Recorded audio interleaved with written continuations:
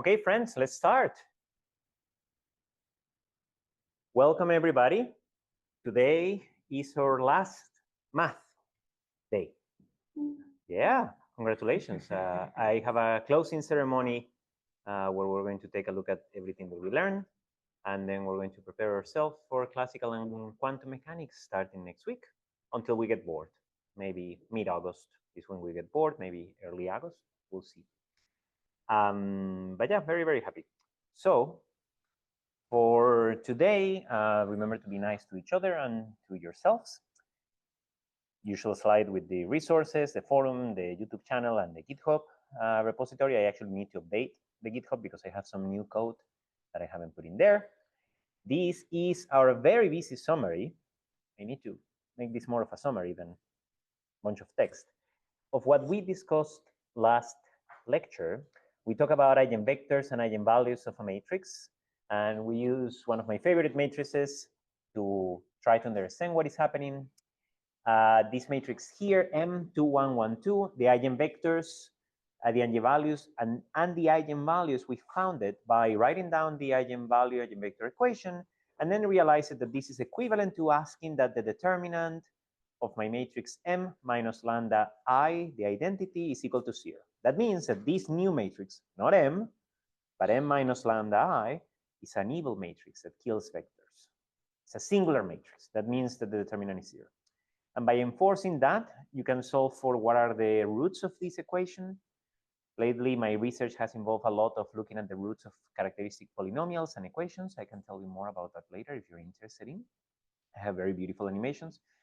But for this particular problem, the eigenvalues ended up being 3 and 1, which means this matrix grabbed this first eigenvector, which was square root of 2 over 2, 1, 1, and stretches it by 3.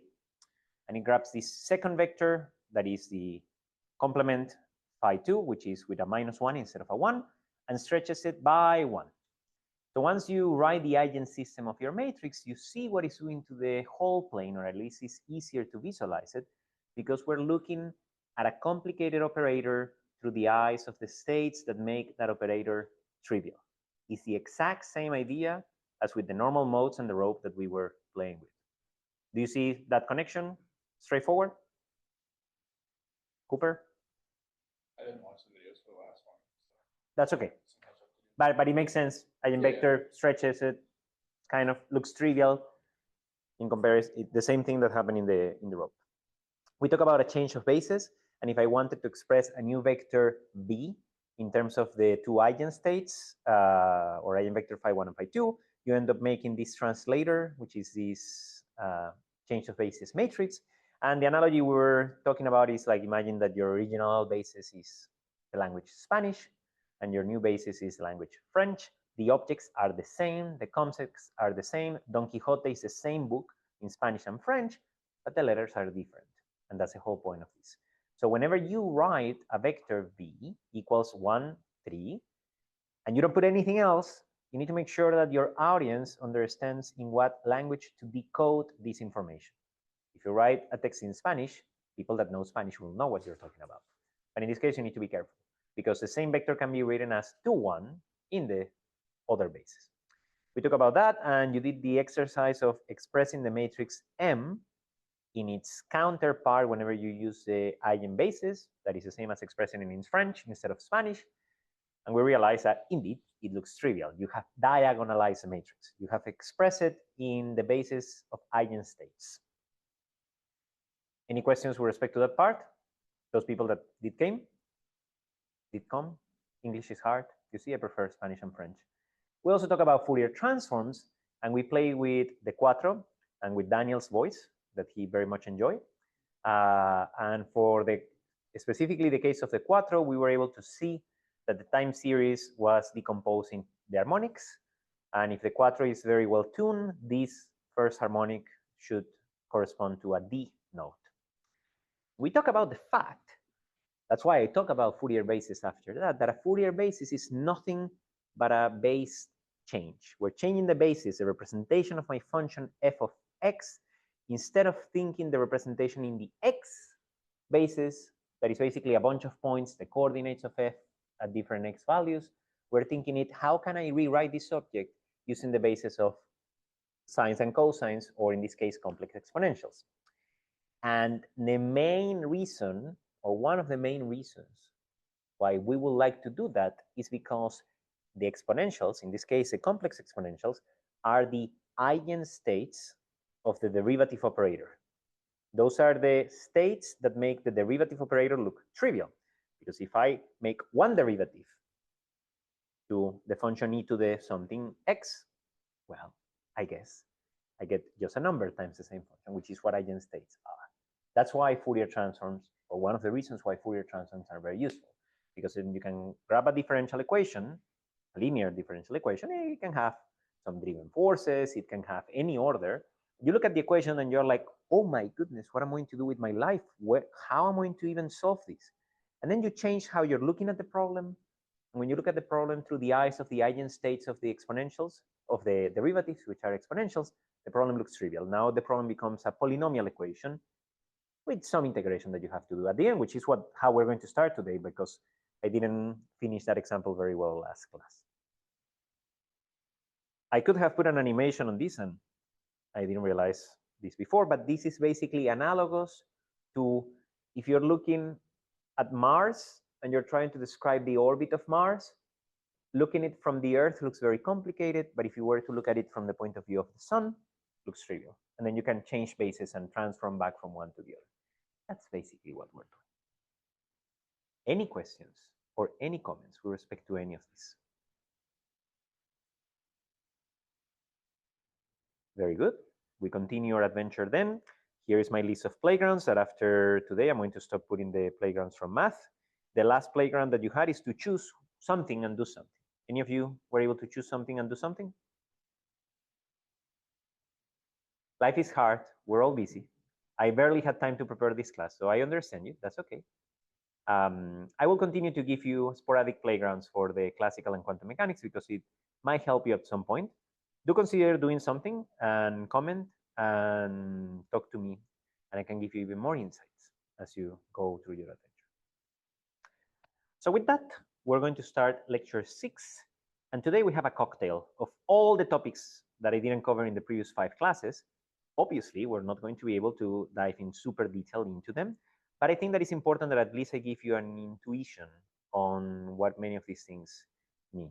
So you can imagine that lecture 6 is a miscellaneous of some of these math concepts. And later on, if you say, Pablo, complex numbers are so cool and you only talk about them for 15 minutes, could you talk some more?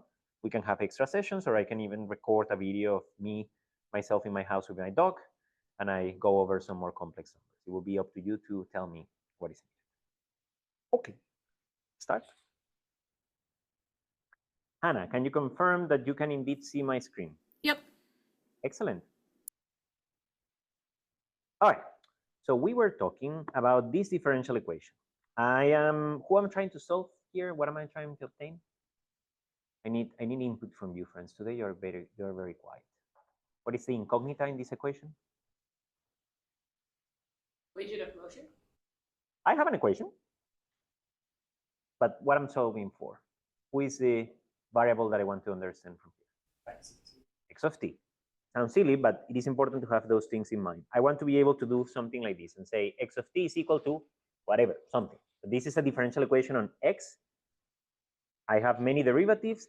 I have a driving force.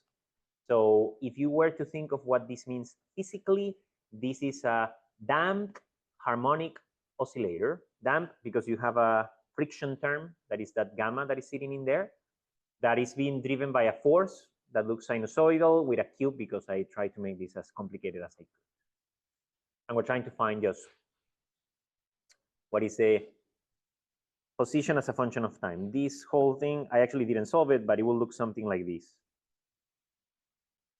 which will be showing you how the spring is oscillating. Make sense? And if you look at this, you're like, how do we solve this? One way, which are already experts because we did that on the board, you could call a bunch of friends and you stand in the board and you start with an initial condition here and you start propagating. It will not be an exponential that will have monotonical stuff, but it will look like this. And you might need like 100 friends and a lot of patience to propagate this thing, but you can, and that's what computers are very good at. But I want to solve it using an alternative approach, which is what I was talking about, the Fourier transform. So what we're going to do, we're going to say, well, I have derivatives operators. You can imagine that this is the number m times, I'm going to write it like this, d2, that is a second derivative operator applied to x of t, plus gamma d1, that is the one derivative operator applied to x of t, plus k no derivatives x of t, and this is equal to my driving force sine cube of 17. And the existence of these friends is what complicates our lives a lot. But if I was expressing my things in an eigenbasis of this operator, d2 acting on that would just be a number, probably a number squared times that thing. And that's the whole idea of the Fourier basis. So let's look at my expression of x of t. If I were to decompose it into complex exponentials or sines and cosines.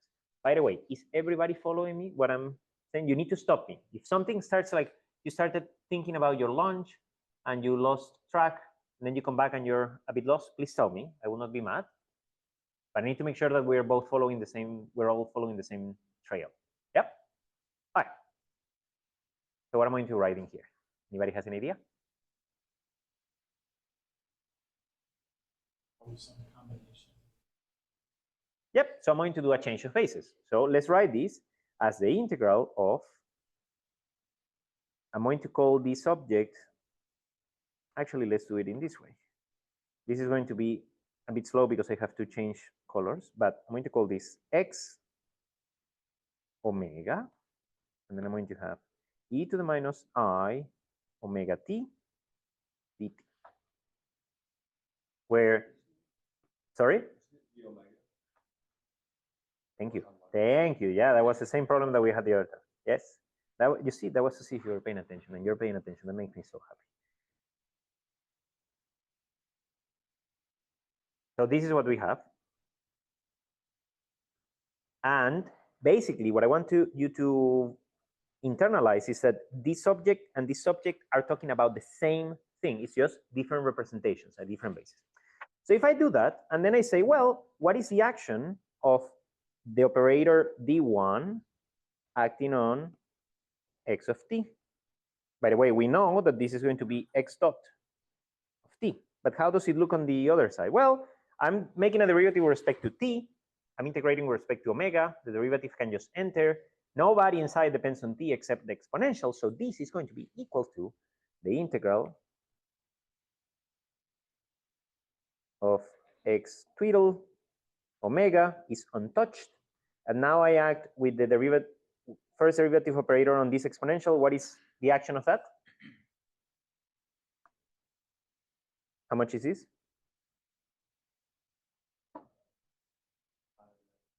Minus I omega times e to the minus I omega t. That is what I mean by an eigenstate of the derivative operator. So this is going to be minus I omega e to the minus I omega t d omega. Now, I cannot take the I omega out of the integral because the integral is an omega, but that's the action on that in that case. What is going to be d2 acting on x of t? How much is this? But scream it so that some folks can hear you. Omega squared e to the minus I omega t. E to the, yes. So I'm going to have basically twice this thing or this thing square. So the minus, so we need to be careful. There is an overall minus because the complex exponential, the complex numbers are like that, which we haven't defined complex numbers. We'll do that at the end of the class. So I'm going to get this times minus omega squared times e to the minus I omega t d omega. Excellent. Final thing that I need. Let me express f of t, which is equal to sine cube of 17t. This is equal to the integral of, let's go with dark green, f well, yeah, okay, whatever. F twiddle of omega, then e to the minus I omega t d omega, where this is the Fourier transform of that signal, which I can calculate with an integral. Remember that we have been talking about the math dojo. In derivative, differential equations are level 3, integrals are level 2. So if I have to do integrals to solve this problem, I consider myself lucky because we're advancing in easier difficulties in the math dojo. So if now you grab your equation that is sitting here,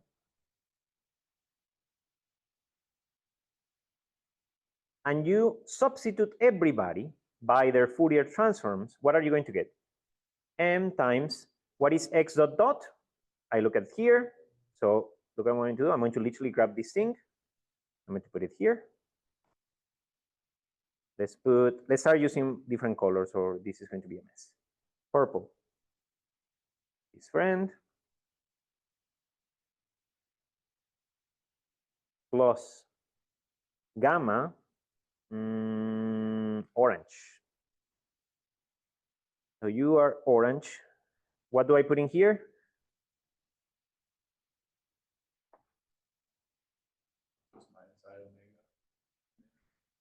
This friend. The entire friend. Right? This makes sense? And then what do I put in here in brown?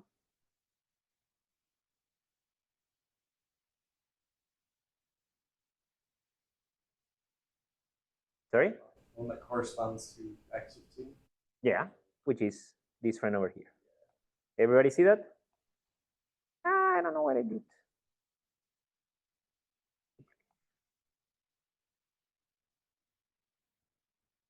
Okay. Plus k, and this entire thing should be equal to this friend.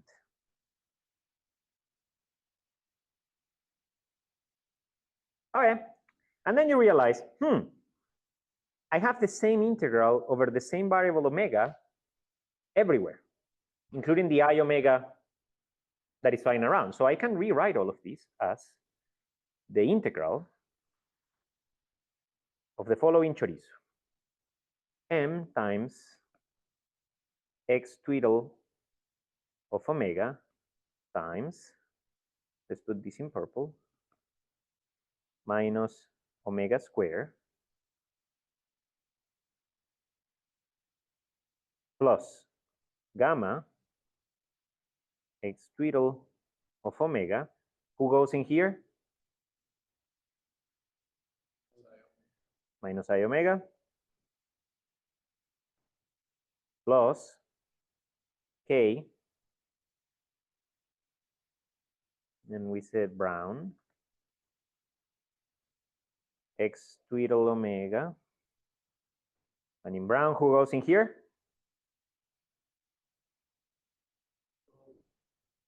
Yeah? Gabby? Make sense? Friends? Okay. And then I have to subtract this friend. Minus f twiddle of omega, and all of these gets multiplied by e to the minus I omega t, the omega, and this should be equal to 0. I pass the f to the left, and I group everybody inside the same house. Everybody gets integrated by the same integral, but the same omega, the same exponential. But because of theorems, if you have a function whose Fourier transform is 0, the function is 0. You can move your hands around and convince yourself that that is the case. Meaning, the equation that now I have to solve is m. So I'm going to take a common factor x twiddle,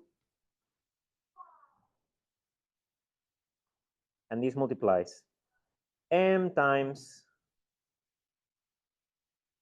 purple minus omega square plus gamma times, what color did I use? Orange. Minus I omega plus k times the number 1 all of this is equal to f twiddle of omega. And now you see that the equation that we had before, which has a differential equation, now is an equation with polynomials. Who am I after here? Who is my incognita? I'm going to close the door because I'm going to get distracted. Let's take a step back. Who I was after, who I was trying to search for at the beginning of the problem. Do you remember? X. Excellent. I don't have any more x of t because we have switched to representation. So who should be my incognita? Right? Because if I have x tilde of omega, that is the Fourier representation of x. I am just one step away from making a Fourier transform, from getting, so Kingi is asking, can we solve all second order differential equations this way? If they are linear, yes. As soon as you come in here and you say x dot square, you have opened Pandora's box to the demons of nonlinear equations, and no, you can't. You have to do something else. A very good question. So coming back, I'm after x tilde, and I have an equation that looks like x tilde of omega times a bunch of numbers is equal to another function. And I want x tilde of omega. What operation do I need to do? Division. So trivial. So I'm going to grab everything that is in black. I'm going to pass it to the right. And my final answer is x tilde of omega is equal to, in black, k minus k omega square plus I plus, no, minus I omega gamma. Somebody zoom. Yeah, sorry, real quick. This is a little bit back, but I missed what you said about regarding the integral of a Fourier transform equaling 0. Yes. So are you here up to here? Are you with me that this is a problem? Yeah. And I'm saying I'm going to do something a bit annoying, but I'm going to erase it later. For now, just think that this is a curtain, like there is stuff behind it, but this is just a curtain that you cannot see. I'm saying the integral of everything that is inside that scratching times e to the I minus I omega t. The omega is 0, is the number 0. Well, you know, one way where you can achieve that is if you say that the curtain as a whole was a number 0 to begin with. I see. Okay, thank you. So that's what we're going to do. Yeah. Thank you, Hannah. Okay, so I was writing this, omega plus k, all of these to the minus 1 times function f tilde of omega, and I'm done. Everything that is on the right-hand side, I know. How do I recover x of t? I come to my original definition.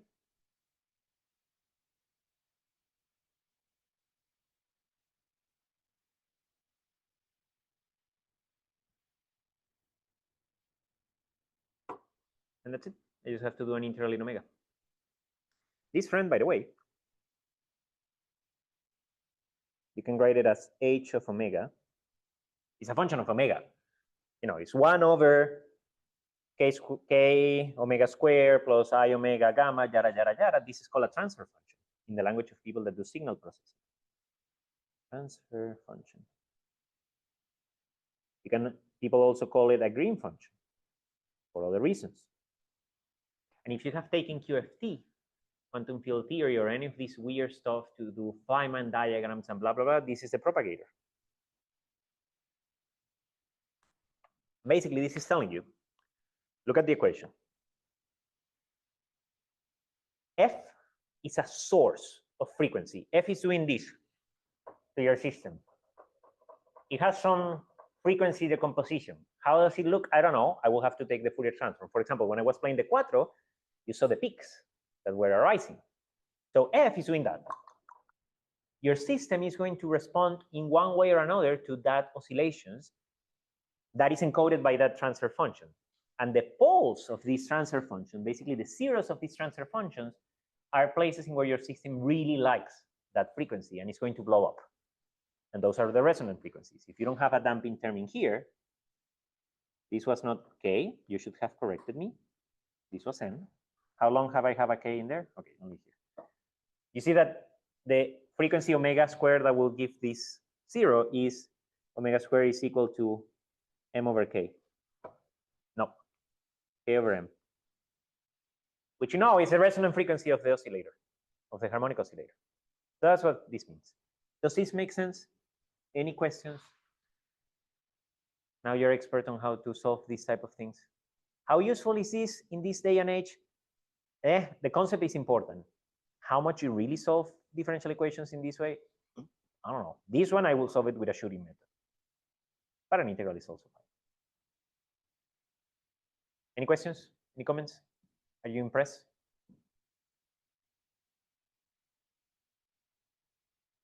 Good. Okay. We continue. So conclusion of all of this, I should have written a poem. Fourier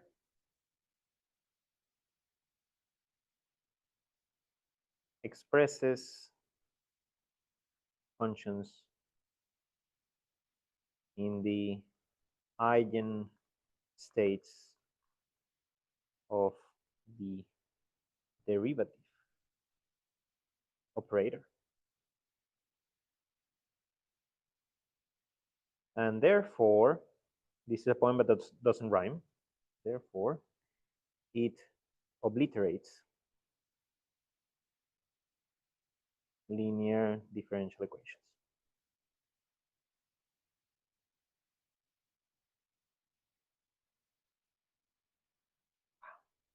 We're going to put this in a box. All right, let's go to our next topic, which is distributions, heavisides and deltas. Okay.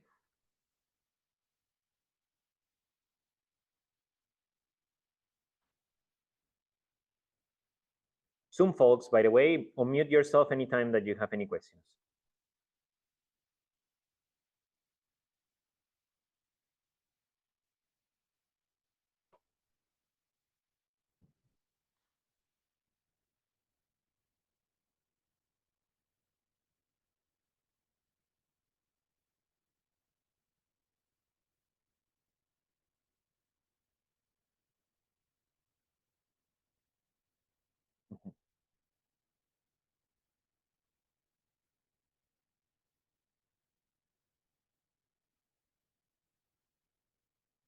All right. Later on, when we do classical mechanics, and when you do electrodynamics as well, you're going to find yourself having to calculate things like you have a disk,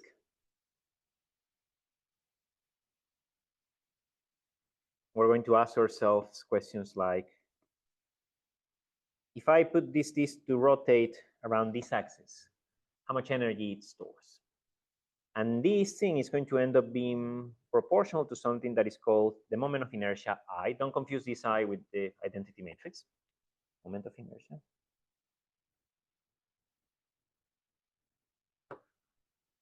And this I is going to involve doing integrals of R squared times rho of R, dB, where this rho of R is the matter density. And these integrals, oopsies, can you go away? This integral is over all space.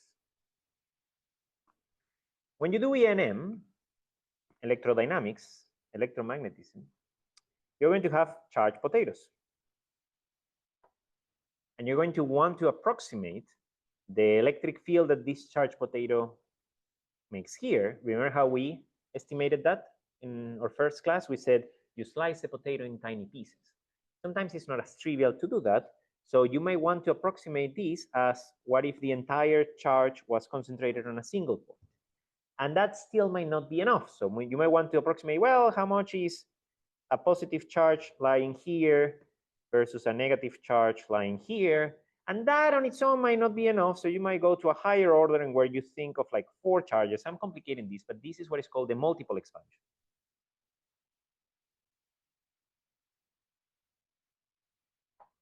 And that as well is going to involve you being able to compute integrals like this. R squared, rho of R, dV, where this now is a charge density. And you have to make this integral everywhere.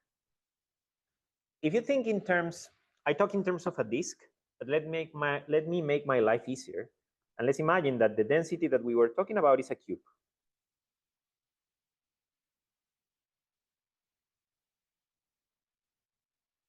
Well, there we go.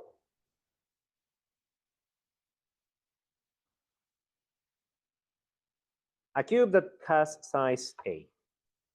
When you're doing this integral, if you express this in Cartesian coordinates, you're going to be tasked to do an integral from minus infinity to infinity, integral from minus infinity to infinity, integral from minus infinity to infinity of your density of x, y, c, dx, dy, dc. And if you were to put this in a computer, the computer will be very stupid. The computer will do the following. It will go the first x, y, c point. It will look at how much density of cube I have in here. Anybody has an idea? Cooper says 0. Everybody else agree? And it will say, okay, then 0 plus. And it's going to move a little bit. How much density do I have in here? 0 plus dot, dot, dot, until eventually I arrive at a place that is non-zero, and then it's going to start adding things that are not 0. And once I get out of the cube, it's going to once again start doing stupid things like adding a bunch of zeros. So it would be very nice if we could have some mathematical, formal way of talking about hard boundaries, talking about something that is nothing and all of a sudden is something. If you were to plot the density, matter density of this cube along, let's say that this line that I draw is the x-axis, it might look like this. Let's say the cube starts at 0. So in here, my density is nothing. Then it jumps to some constant value. And then it drops after I am outside. I want to be able to describe this. This is extremely useful for many things. And that's why it has a name. And we call this type of functions the Heaviside functions. And I'm going to butcher the name because I don't remember. Heaviside. This way? With an A? I don't know. People call it H or theta. I'm sure there are other names. And the function itself, the simplest form of the function, looks like this.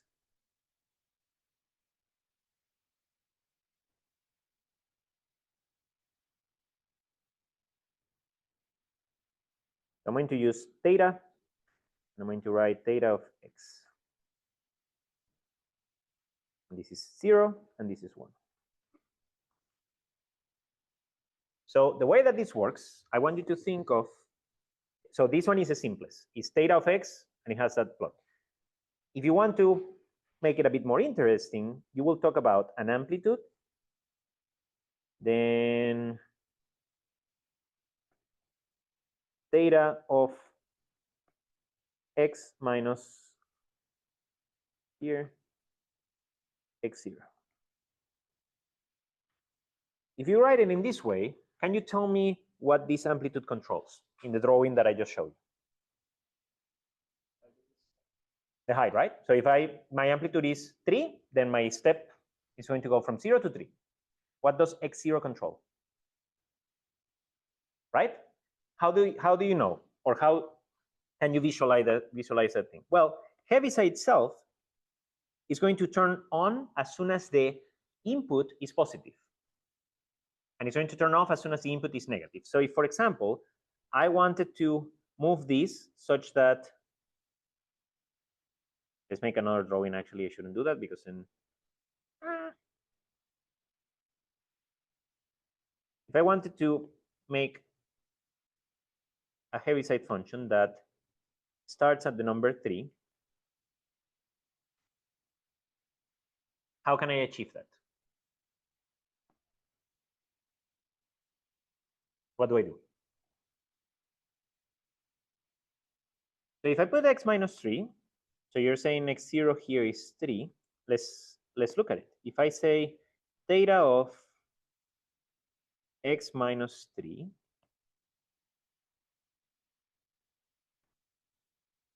for x equals minus 10. I plug it in here. This is minus 10 minus 3, which is minus 13. Is that negative? Yes, so the Heaviside is going to give me 0. What if I put 0? Then 0 minus 3 is minus 3. That is negative. I'm going to give you 0. If I put 3, 3 minus 3 is 0. So that's exactly where the jump is going to be. And anything after that, I'm going to have something that is positive. Make sense? What if I want this?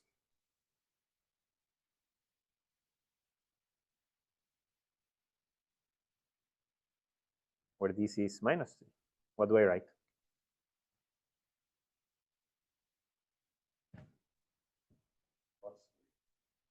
X plus 3.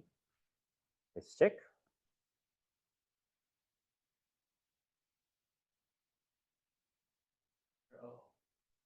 Are you sure? Let's see. So when x is minus 3, I will get a 0. So definitely that works in that the jump is here. But as soon as x is slightly bigger than that, let's say minus 2 plus 3 is going to be plus 1, which is going to fire. So I'm going to have the inverse of that. So nope, that doesn't work. What else? Who I make? So? So if I put a minus, technically you can arrive at that solution using that. But if I just put a minus and I keep the 3, let's put what we have. This is x plus 3. And if I put a minus, then the jump looks like this, which is not exactly what I want. You see it, right?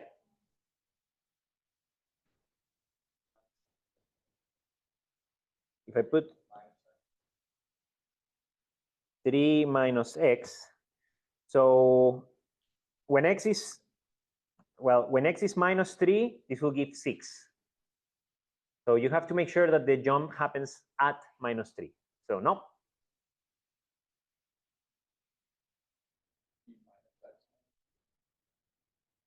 Minus x minus 3. So when x is minus 3, that is minus 6. So no, that is 0, right? So that means that it is happening here. What if it's x is minus 2? That will be minus 2 minus 3, which is equal to minus 5. No, wait, what? Sorry, plus 2 minus 3, which is equal to minus 1. So I'm at 0. And from now onwards, everything is going to be negative. So this is a correct way. So the way that I recommend that you put it is, if your function is 0 and then jumps, the x is going to be positive. If it's the other way, the x is going to be negative. And then you have to figure out how to put this such that the jump happens at the location that you want. And that's all. These are useful things to have in your arsenal of things so that you have an intuitive way of visualizing Heaviside functions. We're going to be talking about delta functions in a second. Anything else that I want to say about Heavisides? I don't think so. So this is useful because of that, to approximate sharp cuts on surfaces, for example, when you're going to do integrations. Please go ahead. With Heaviside, you know if like the value that you're selecting is included or excluded? Like is that at, for example, last one we did, at minus 3, is it at 1, at 0, is it? Sorry. What? So at the location of the step, Uh-huh. so like right at, in the last example, right at minus 3, Uh-huh. is the value of the function 1 or is it at 0? Yeah, so that's complicated. Okay. The usual definition is that it's half. Okay. You know, sounds like a good compromise. Yeah. It's literally meet me in the middle. Yeah. And you can prove that that's a good idea. If you have a bunch of things that converge to a Heaviside function, and that's one of the things that I'm going to recommend to you, when you think about Heaviside functions, and we're going to do the same about deltas, Heaviside is a function. There's nothing wrong with this as a function. You can have discontinuous functions. That is okay. Usually, I never think of a Heaviside as, I think of something that approximates a Heaviside. I think of a function that instead of pink looks like this.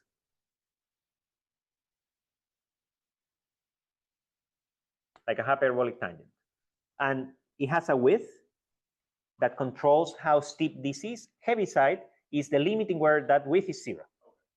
So in my head, I always have a, and you see that if you do it that way, the value at the location is always defined for any finite width, and it is half. Okay.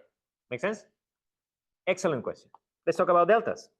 So the way that people usually tell you the definition of deltas is they say, oh, yeah, that's super simple. That is a function, delta of x, that is 0 everywhere, except at 0 where it's infinity. And that gives me the GBGBs. This is not a function. What do you mean? What do you mean infinity? I don't even know what to do. People that are very formal at math will tell you, no, it's not a function, it's a distribution. Because by itself, it doesn't make sense. It makes sense whenever you do the dot product of this with another function, because then it will give you the value of the function evaluated. The way that I have found to just resolve this once and for all, and you can imagine it, given what I told you about the Heaviside functions, I never think of delta as this. I think of delta of something that looks like a delta that in certain limit will become the delta. Usually I think of a very thin Gaussian.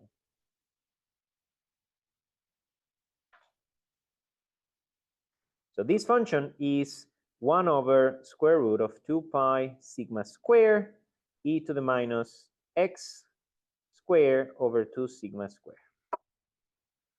And I recommend that you think of this, we're going to call this delta sub sigma of x. That sub sigma is to remind us there is a sigma in there that is a standard deviation that is small but is finite. And we're going to think that this green friend formally is the limit where sigma tends to 0 of this delta sigma of x. And once you do that, every calculation that you do, you always use blue. And at the very end, you're like, sigma tends to 0. And that way, it's a function. It's always defined. You can always plot it. You can always think of what is happening. Make sense? Delta is going to have 2 parameters as well.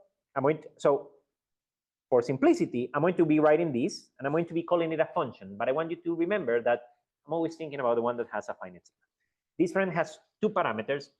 Beyond sigma, that we're making it go to 0, has an amplitude as well, and has a location.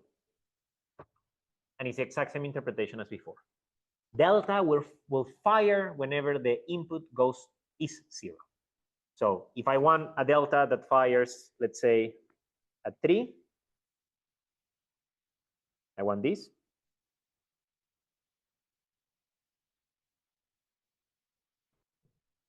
Well, this is 3, what do I do?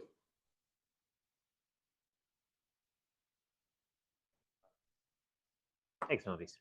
And if I wanted it at -3, then X naught is -3. And then I will have X plus 3, and so on. Make sense? Happy? Why is this useful? This is useful for many reasons. In the context of what we were talking about, if you think that you're integrating this disk, as a physicist, you might be interested in understanding what happens if I have a disk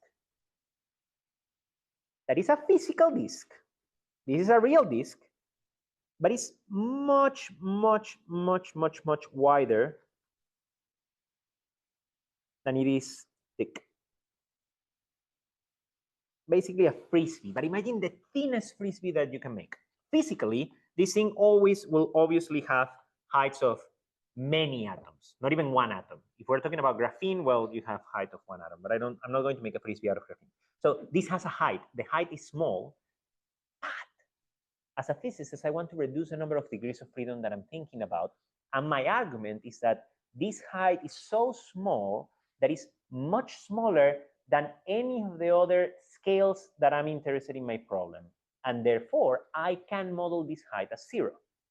But if I model this height as 0 and I try to put this in my mathematical equations, I'm going to get zeros everywhere because then I don't have a disk.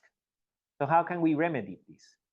Well, if you grab my iPad and you tilt it, well, it tilts with me. And you force it not to tilt, and you tilt it like this, you can imagine that I make a density plot, You cannot see it tilted. I can see it tilted. I'm going to show it like this. You can imagine that I have a density plot in where, in blue, I'm going to show you how much disk I have as a function of height. And it will look at this.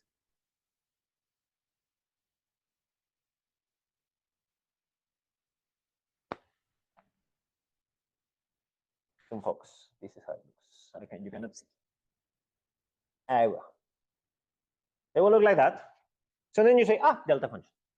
So if we were to talk about the density of this disk as a function of everything, and let's say that this coordinate is c,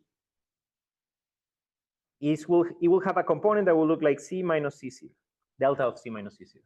That is telling you all the density in the c direction is concentrated in a point that is so small that the, hello, oh, yes, please. I know. Thank you. Dark, white, White. white, Yes. Thank you so much. I think. Does that match? That match? Yeah. Wait. Yeah. Yeah. Thank you. You want blue? What color do you want? What colors you want? Thank you, Kim. You're welcome. I'll do dark. Dark? Dark or dark? Dark. Dark. Dark. So you're blue. That is so sweet. What color you want? Dark. Dark. What color you want? Dark. Black.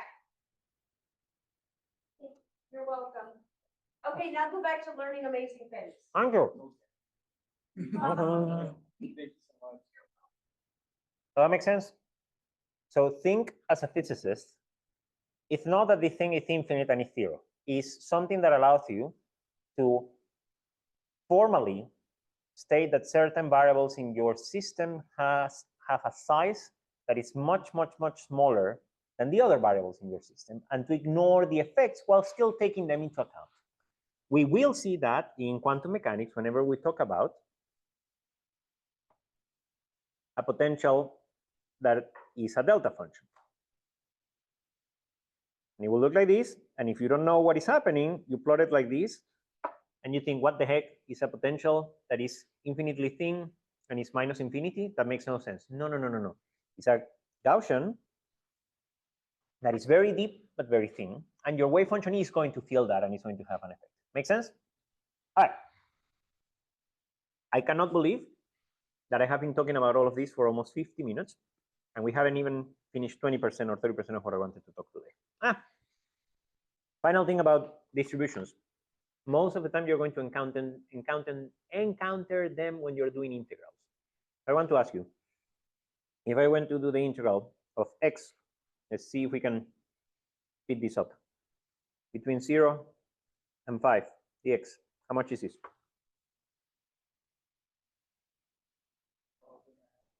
What do you say? X squared over 2, evaluated in 0 and 5, and whatever number that is, 25 over 2. Yeah? I were to do the integral between 0 and 5 of Heaviside of x minus 2 x dx. What is this? How do you do this?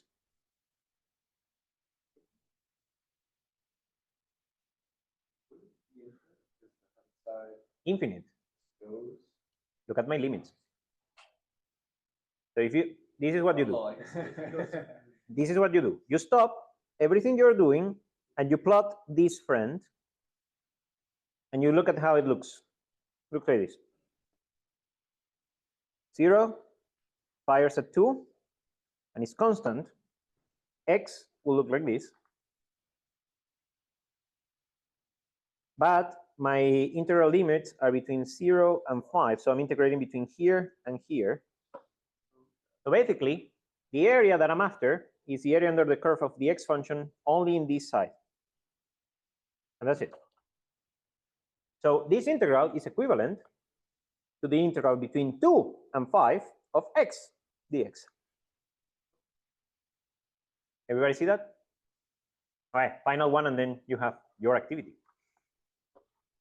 Integral of x squared delta of x minus 1 dx between minus infinity and infinity. How much is this? And the crazy thing about integrals with deltas is that people freak out, and it's so much easier to integrate a function whenever there is a delta function inside. You don't have to think. But you are young Padawans, you do need to think. What do? You're going to make a plot. You sit down and you say, okay, Pablo said we need to make a plot. We need to look at how this friend looks like. Remember, this is not a function that is 0 and infinite. No. This is a thin Gaussian. Where is this Gaussian firing? So it looks like this. And the next square looks like this. And I'm looking at the product of these two things and the area under the curve of that.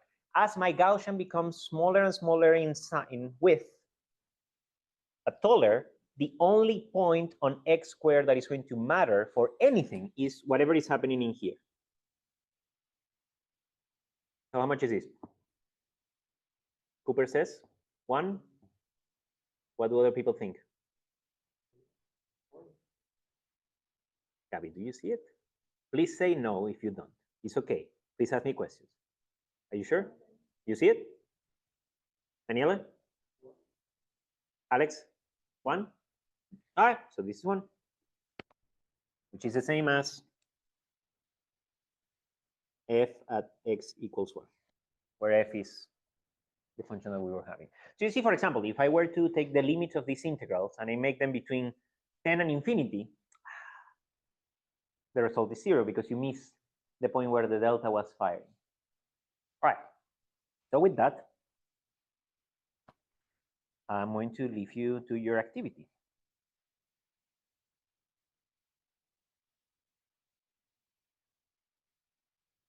Give it a go. You have 4 minutes. I'm going to go to bring the second activity. I have no idea how we're going to finish this class.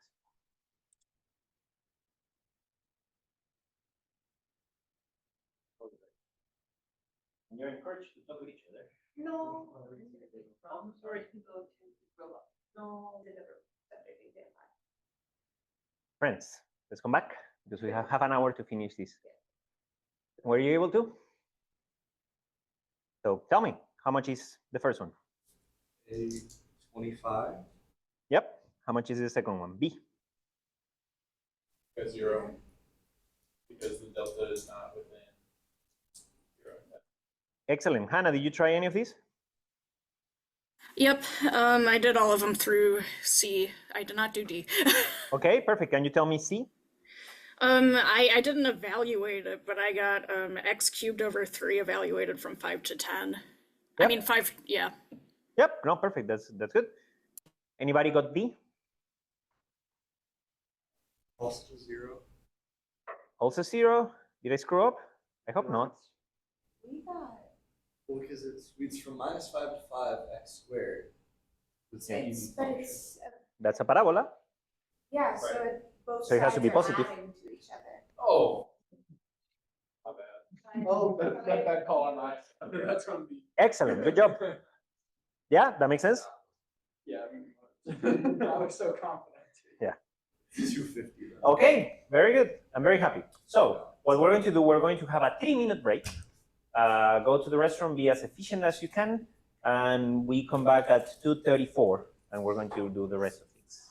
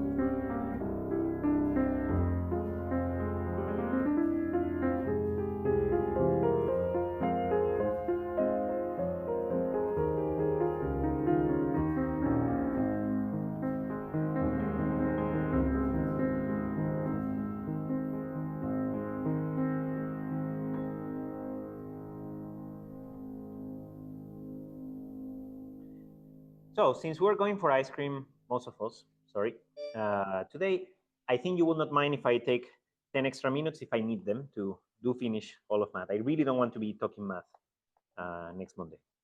So we talk about distributions, we did the activity. Let's talk about vector calculus. Why not?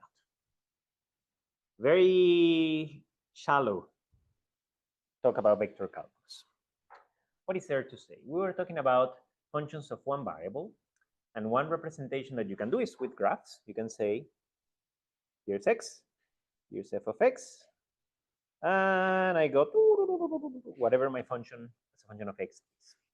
This opens a door to generalizations, like what if I have a function of x and y, and now y is also a variable, and this is equal to c. So it's a function that takes as inputs two numbers and gives back another number. One way of representing this visually is you make surfaces. Now you go to 3D, you put x, you put y, and then you make a surface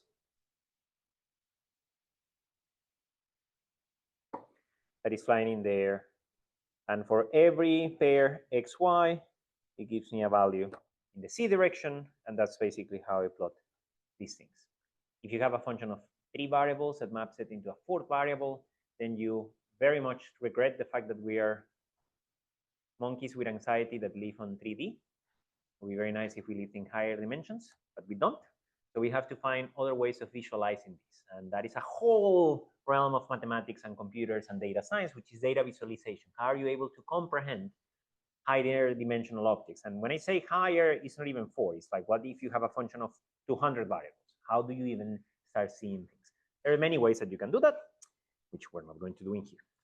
The main things that I wanted to talk about today is when you have a function that looks like this, even if it has a bit more variables, but it is a scalar function. Scalar function means bunch of numbers, soup of numbers, output is one number. We can talk about many interesting things that can happen to this function. In particular, one of the most basic and important one is the gradient of this function. So if I take the gradient of f, this is a vector, and it is defined, is the first generalization that you can make out of a derivative of derivatives in one dimension into multiple dimensions. And you define this vector as df dx. That partial means leave everybody else, don't mess with them, just take the derivative with respect to x in the x hat direction plus df at dy in the y hat direction. And that is a vector that basically points in the direction of maximum growth.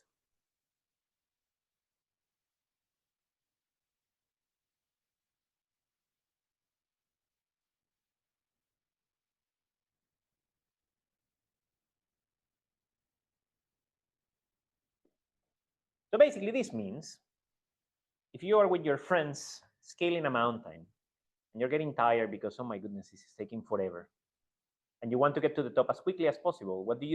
You try to look at where the top of the mountain is. So you're going to try to walk towards the direction in where the mountain increases the most. You will be searching for the gradient. Now, if you're a pebble, a rock, and you're in the mountain, and suddenly somebody kicks you as they're moving around, what are you going to do? You're going to go downhill because gravity is going to be pulling you up. In which direction are you going to go? You're trying to get as far as possible from the top of the mountain because that's how energy works. So you're going to go in the minus direction of the gradient. That is why in physics, every time that you have a potential, and we usually define potentials of this type as a scalar function, you say that the forces go in the minus direction of the gradient of your potential function. Downhill, go down. That is that minus. This minus means down. Yes? Question to you. I have my mountain. This is us. And I take this path. And I ended up here. And along this path, I try to calculate how much height I am gaining or losing by looking at the gradient of my function and dotting it with a small step that I take in that direction. Yeah, so if the gradient is in that direction and I move in here, I increase something that is proportional to how much my alignment is with that. If I were to make this integral, let's say from point A to point B, And this is as telling me the small increments that I'm gaining along my way.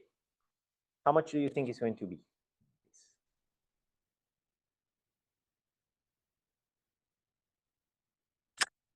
I'm going to give you a hint.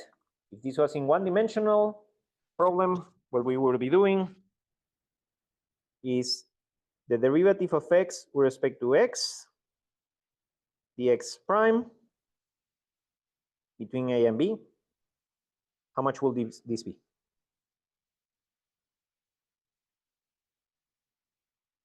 FB minus FA, line. Ha ha ha. Excellent, thank you, Alex. F of b minus f of a. Why? Because this is telling you this is your function f, this is x, this is a, this is b. And what you're doing, you're basically adding all the small increments dy, this is a dy, that you're getting along that way. Is a dy once you multiply by delta x. Sorry, this is dy. So you're adding all of those increments. What is going to happen? Well, at the end of the day, it's going to be the difference in height of the original function, which points to something very interesting that we're going to see in a bit. I'm going to write it in words. What happens here, you might think, oh, it stays here like Las Vegas. No, no, no, no, no, no, no. What happens here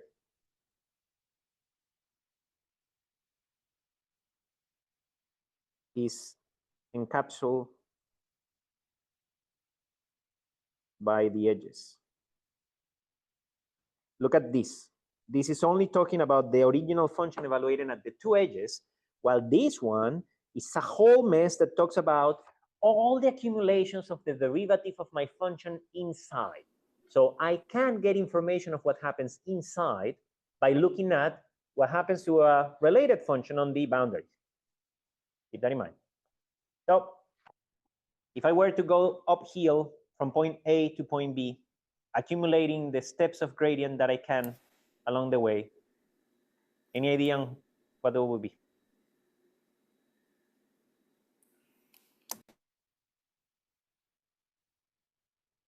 Okay. How much is this integral? Between point A and point B.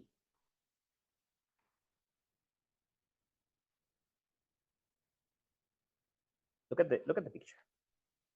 Look at the mountain. Straight from A to B still. Straight. Well, I know I did take a very idiotic path. I did take the blue path. I'm sorry, I'm not very smart, but I still want to know what is how much accumulation of change of heights I got.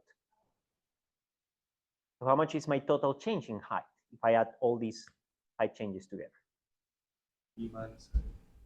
Not B minus A, but F of RB minus F of RA. It's literally whatever the function is at the end minus what it was at the beginning.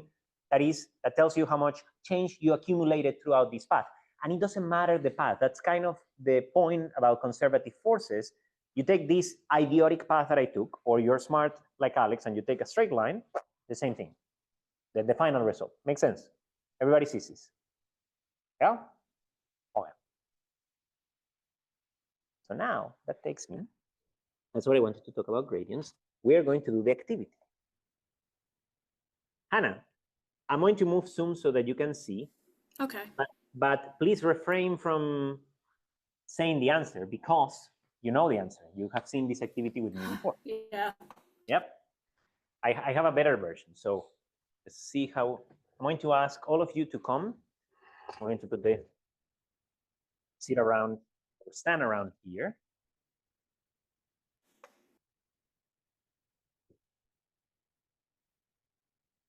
Let's see how we can do this in a way that makes sense.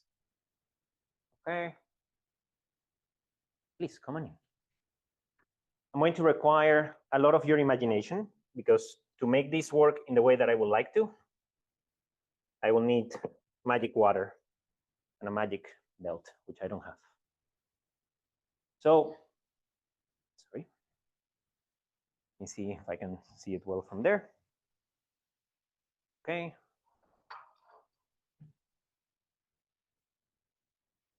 Okay, perfect. So I am going to need, I think if you're here, you're perfect. Yep.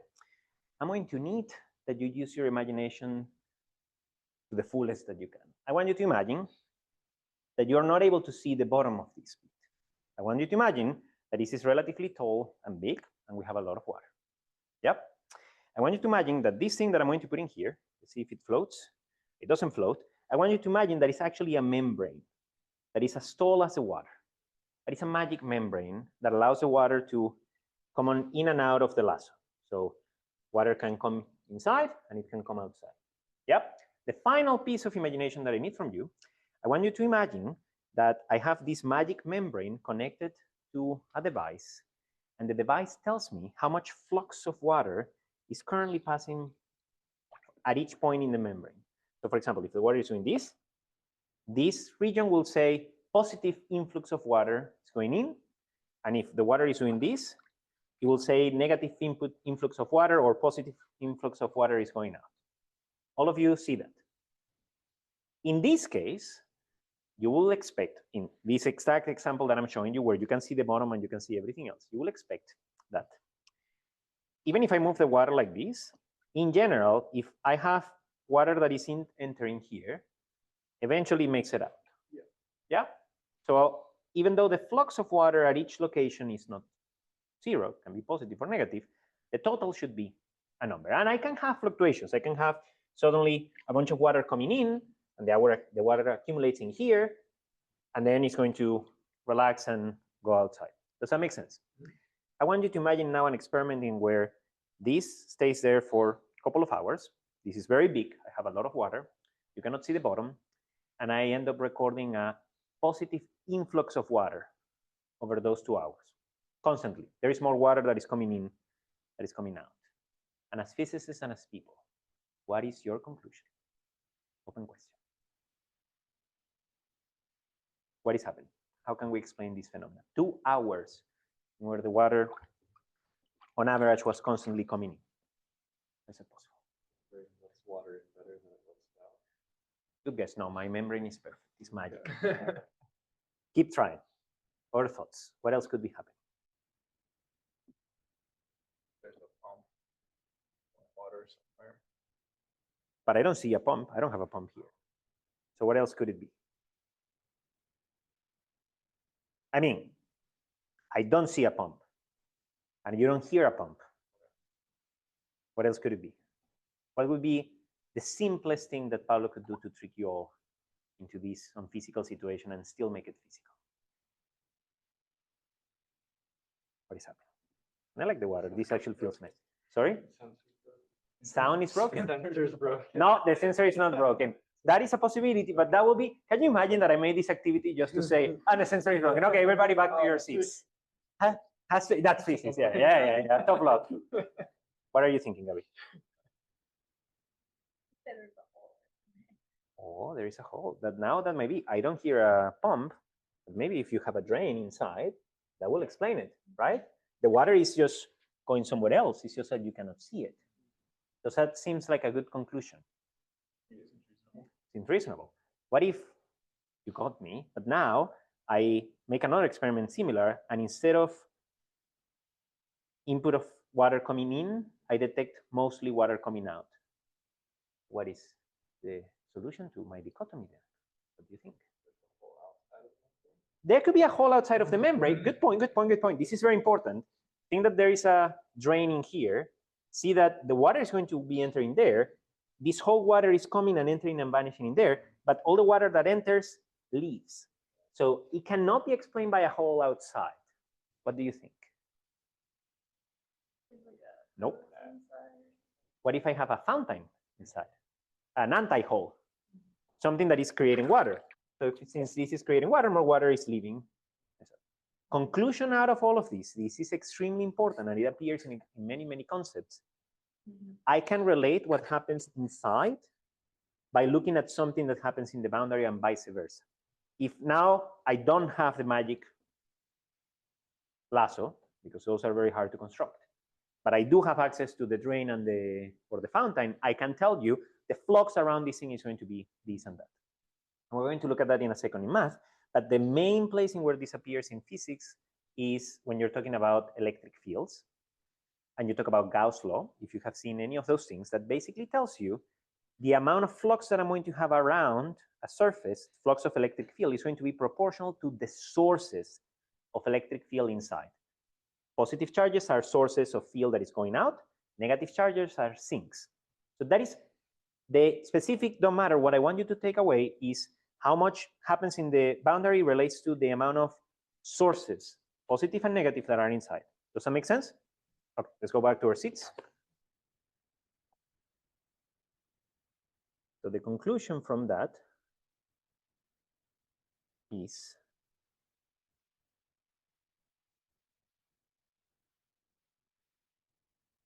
I think this is the first time that I actually made that with actual water. Flux going through is going to be proportional to sources minus sinks inside.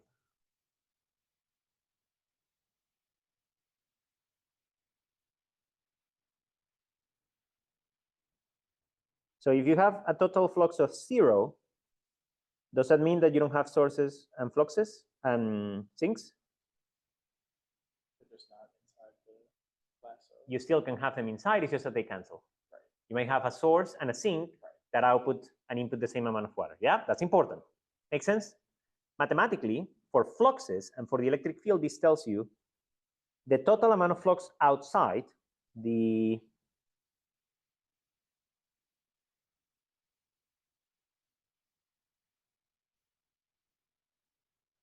So if you have a vector field F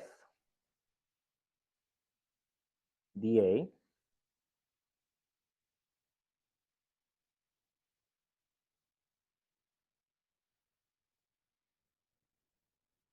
this is going to be proportional to the integral inside of the generator of flux of F, which is the divergence of F.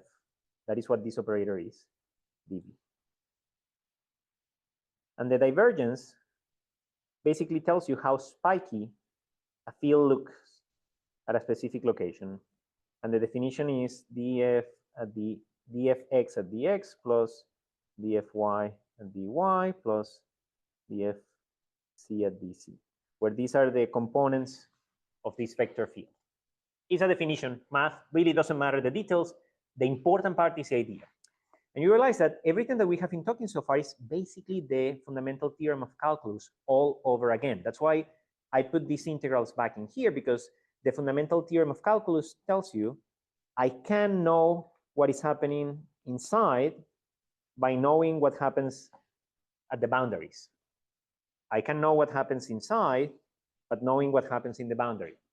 Whenever we talk about the curl, whenever I start asking questions like, oh, I have a vector field, how about instead of asking for the flux, I ask how much these things rotate, how much of it looks like a hurricane.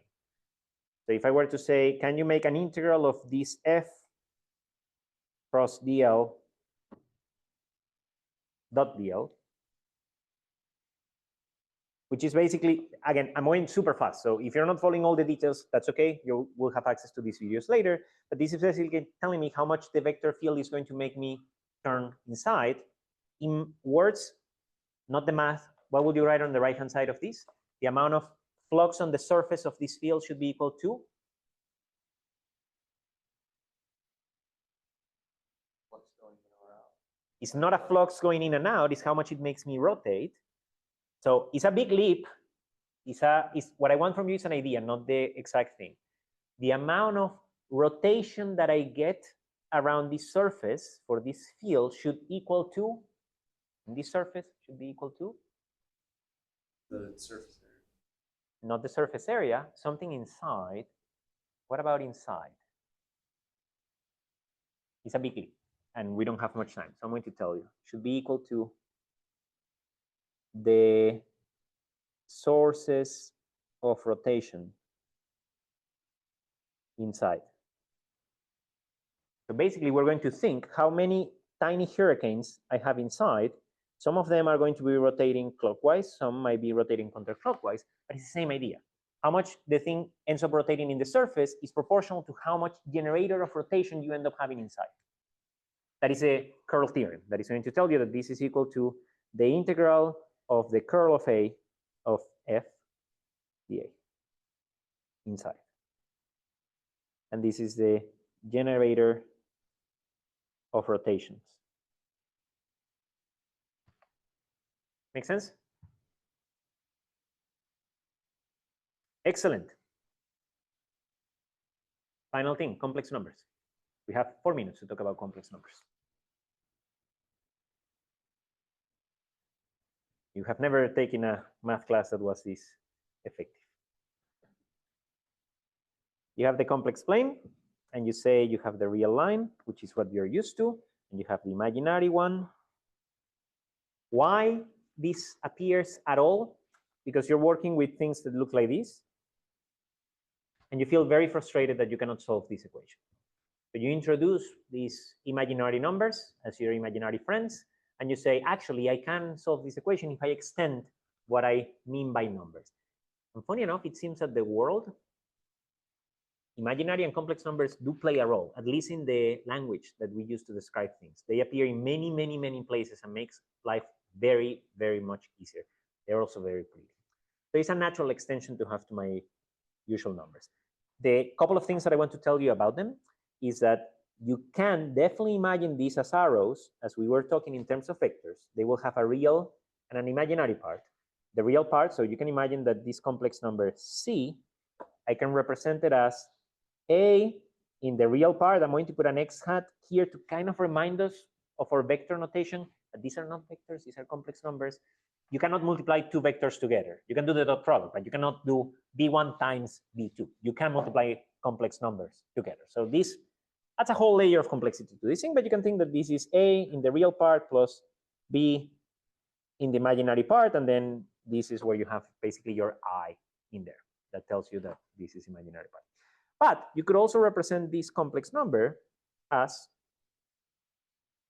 some magnitude R and some angle theta, same as we talked about representations that one time. And remember that we were saying, yes, of course, this friend will be the cosine of that angle times R, and this friend will be the sine of that angle times R. That will be that component.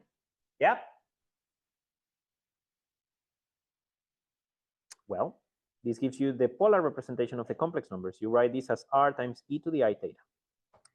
And you can convince yourself that e to the I theta is this function by multiple ways, which I'm not going to do because we don't have time. But basically, through differential equations, you can see it. If you do the Taylor series of this function and you do the Taylor series of these two, you will realize that they basically match. So give it a try. That could be a nice playground. And we can talk about it later. But basically, the main things that you should think about complex numbers is this representation, the fact that the exponential looks like this cosine and this sine. And the final thing that I want to say, I don't think it will come in handy in our course, but I still want you to be aware of, is the residue theorem. So I'm skipping like 3-4 classes that you will get in complex analysis, but you will see why, because it's pretty cool. Residue theorem tells you the following. Grab the function f of c, 1 over c. All right, cool beans, not complicated.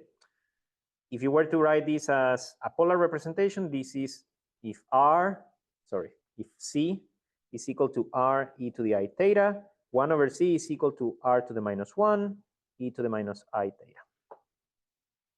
Grab this function, and just for fun, grab your complex plane, make a circle. Wow, I'm really good at making circles. And you're going to start walking around this circle counterclockwise, circle of radius 1. And you're going to make the integral of f of c dc. It's kind of like a path integral. It's kind of like what we were talking about when I was integrating the gradient. So this will accumulate how much this function is making you rotate in the complex plane. Yep. The cool thing about the residue theorem is that if you do this for the function 1 over c,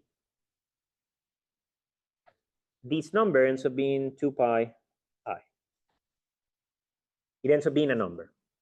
If you do this for any other function, let's say 1 over c squared, 1 over c cubed, c squared, c to the 4th, any of those monomials, you get 0. And that is very spooky. The reason why this happens is because the 1 over c function, you can think of this, the integral of 1 over x is a logarithm, and the logarithm in complex function kind of asks the question what theta is, but theta is an angle, so you start at 0 and you make a loop and you're at basically 2 pi, so you see that you're arriving at the same place, but your changing height is 2 pi I because you have this I. So because angles are weird, this function inherits that property of having that jump. That is called a Riemann sheet. It's something that basically loops around, and it's pretty cool and very nice. The final thing that I want to let you with, and then I'm going to close with the PowerPoint and we're going to go and eat ice cream, is this friend is basically the generator of rotations in complex functions. The 1 over c. Meaning, if now you have another function, g of c, and I ask you, okay, friends, make this contour, and why will I ever ask you to do this? Believe me, it will appear later. Make this contour and make the integral of g of c dc. How much will this be? What will you do based on everything that we have discussed in the last 15 minutes? How much does this function makes you swirl around? How can you estimate that?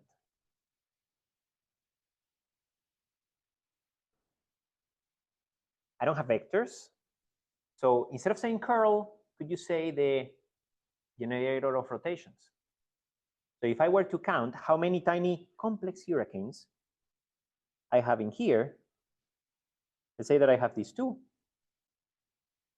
The total contribution of that is going to be proportional to how many I have inside. And that is the residue theorem. That is going to be equal to the sum of the residue of this thing times 2 pi I. So you just count how many 1 over c's you have in the function inside.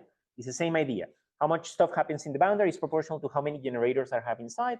And that gives you a fantastic connection between integrating something that can be very challenging, integrals level 2 of the math dojo, versus counting. Count how many 1 over c's you have. If it's a function that doesn't have any 1 over c behavior inside, how much is going to be this integral? 0. No generators, nothing to deal with. Make sense? Any questions before I go to PowerPoint and we close? This is really a speed crash course in complex numbers.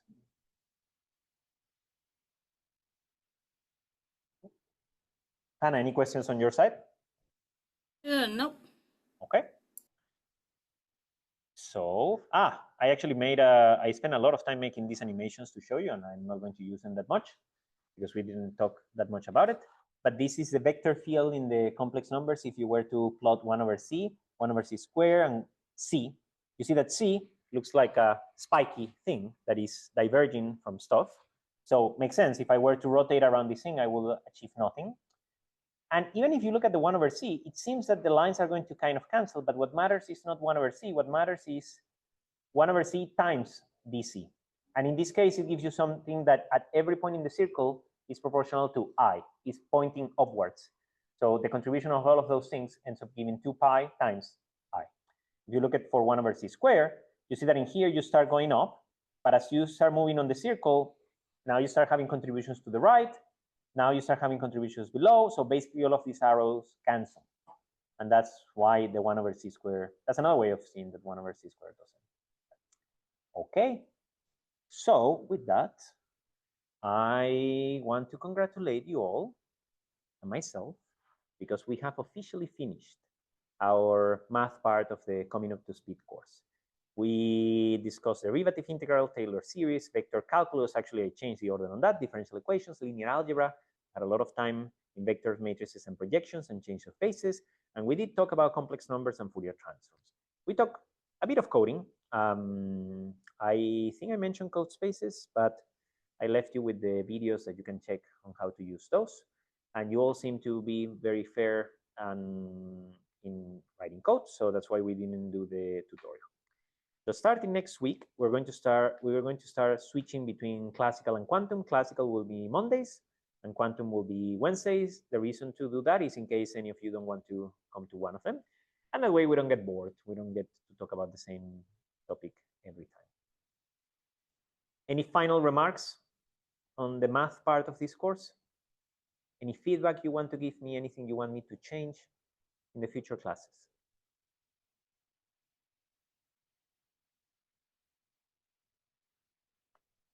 Okay, then I think we have earned a celebratory ice cream. Let's go for it. We'll have the same thing at the end of classical and quantum. Bye, some people. Bye, future recording, folks. I will upload a picture of the ice cream. Bye, Hannah.